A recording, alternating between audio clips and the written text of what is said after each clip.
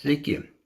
Šios dienos temos pavadinimą aš pavadinau apie laukiamą bombonešio antskrydį, konstitucijos pažeidėją ir pirmadieninius pabendravimus.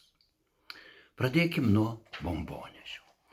Vietoj įžangos aš perskaitysiu ištraukėlę iš Bernardo Šou knygos vienos dramos ištraukėlę.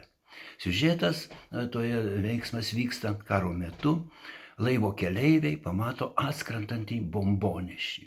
Visi išsigąsta, susigūžta. Lėktuvas meta bombą, bet nepataiko, pataiko į krantą. Ten sprogsta dinamitas, žūna keli žmonės, bet į laivą nepataikė. Štai skaitau iš to. Kapitonas įgula miegoti. Laivas nenukentėjo. Atsisėda ir bematant užsnūsta. Elė nusivylusi. Nenukentėjo. Hektoras, šlikštėdamasis, taip, nenukentėjo ir vėl pasidarė velniškai nuobodu. Misis Hašabai, bet koks nuostabus jausmas. Aš turiu viltį, kad rytoj galbūt jie vėl atskris tas bombonešis. Elė, nušvinta apie tai pagalvojusi. Aš irgi turiu tokią viltį. Dėkingas Bernardui Šou. Jis pasakė to mūsų prisirišimą, ar pririšti mes, ar patys prie negatyvų, mes be jo negalim.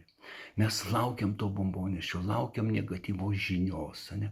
Tai šitas ištraukėlė, aš norėčiau, kad 10 kartų perskaityti. Duokit draugams, kur gyvenat kartu, šeiminiškiams, ne? Kad suprastume, ko mes norim, kodėl mes laukiam to lėktuvo, galbūt vėl bus įdomiau gyventi.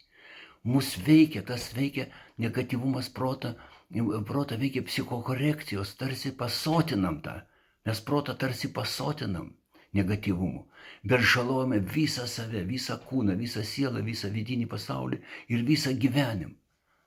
Besiruošdamas pirmadieniniams bendravimams, kurie dabar vyksta kiekvieną pirmadienį guru kavinėje. Atsitiktinai perskaičiau, kad per praeitais metus psichikos sveikatos centruose apsilankė 100 000 vizitų daugiau nei prieš metus. 100 000 padaugėjo. Aš pradėjau ieškoti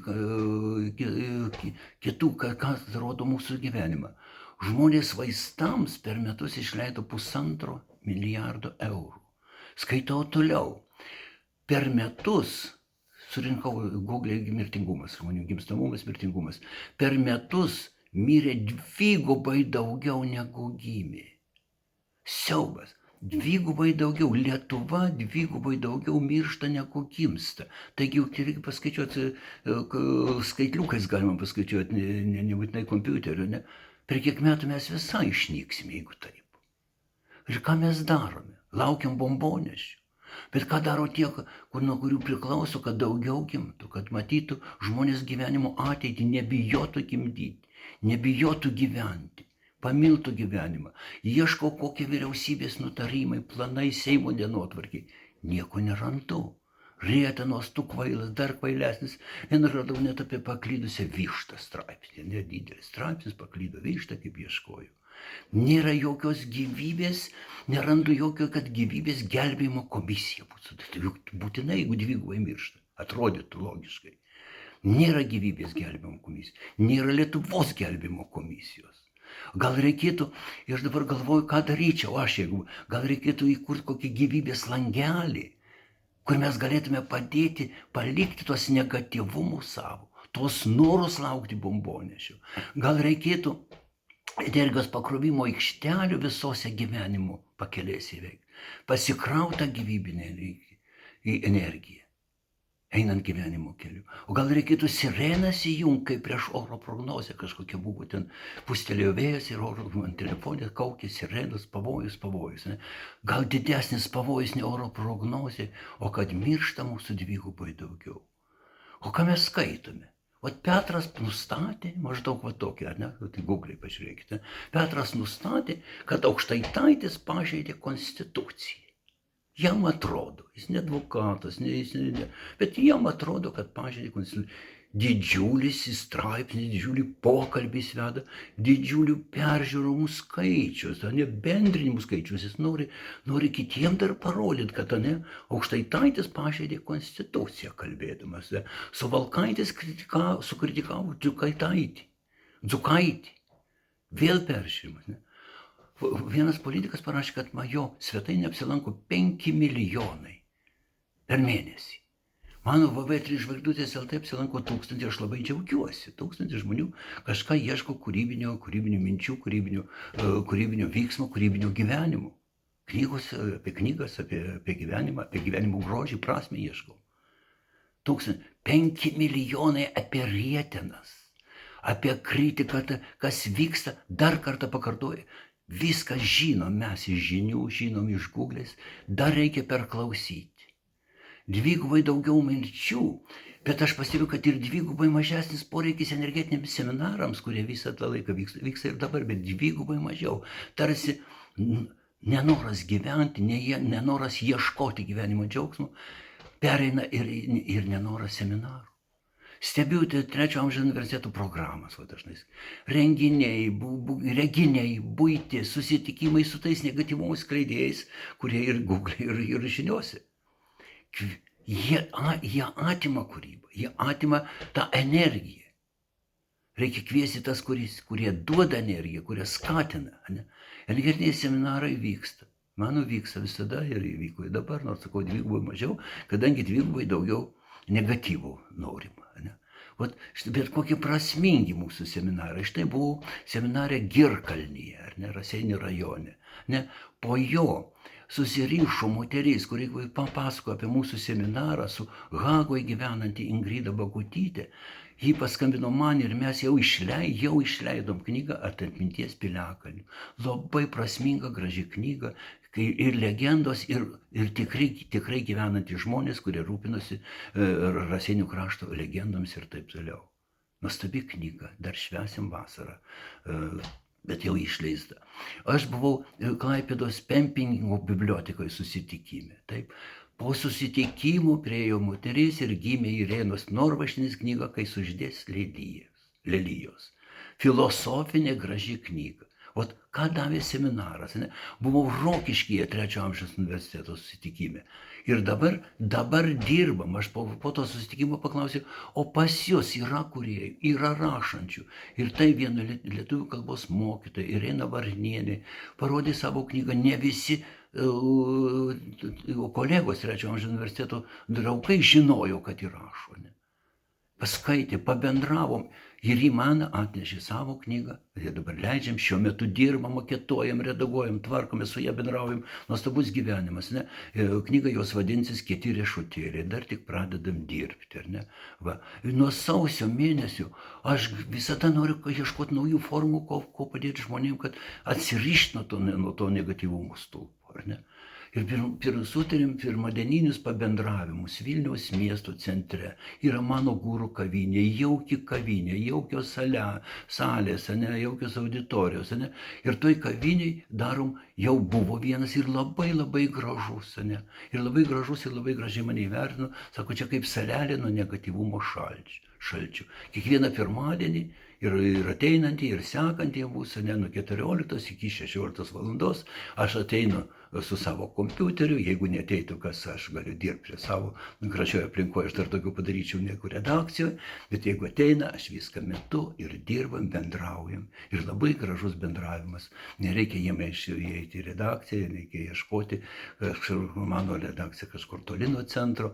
Štai ir toks mūsų bendravimas. Dabar padariau dėžutę klausimams.